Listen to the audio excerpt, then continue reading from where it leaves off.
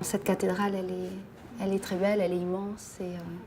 Alors on imagine que Jeanne a été baptisée là, et pourtant, on la voit pas dans la cathédrale.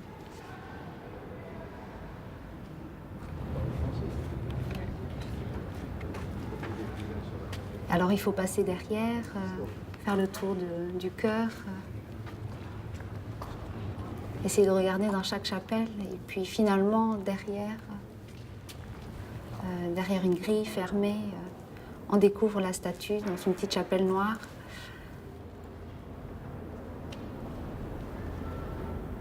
Et puis une statue pourtant imposante, Jeanne, qui protège la ville de Bordeaux. C'est vrai que c'est un contraste entre ce que peut être cette figure pour Bordeaux, et puis la place qu'elle occupe aujourd'hui, donc dans un petit recoin, presque dans un placard.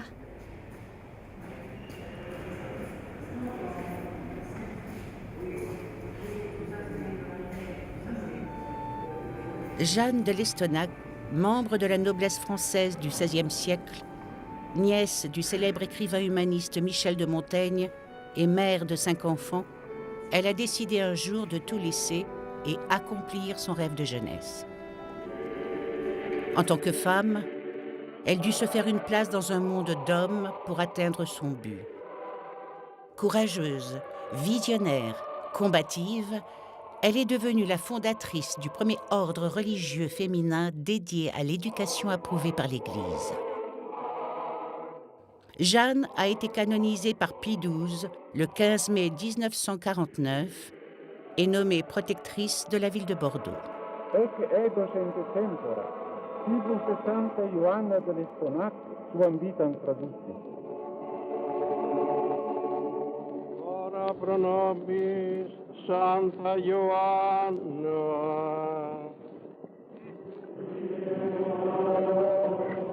Son œuvre s'est étendue au monde entier durant plus de 400 ans.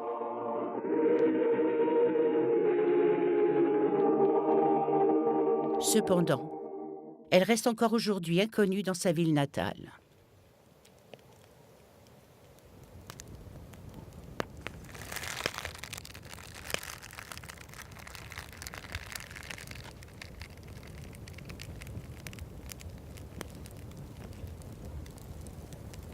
Il m'a fallu des années pour comprendre pourquoi Jeanne de Lestonac avait brûlé tous ses écrits avant de mourir. Ses lettres et ses écrits personnels disparurent pour toujours dans une cheminée de la rue du Ha à Bordeaux. Même sur son lit de mort, elle refusa qu'un peintre fixe son portrait sur la toile.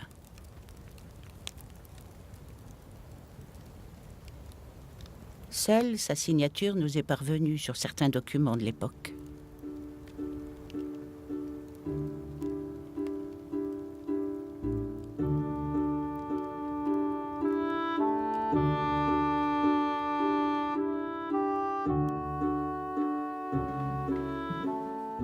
En 1697 fut éditée la première édition de l'histoire de l'ordre des religieuses filles de Notre-Dame, écrite par le père jésuite Jean Bouzonnier, à partir des témoignages recueillis minutieusement par plusieurs religieuses.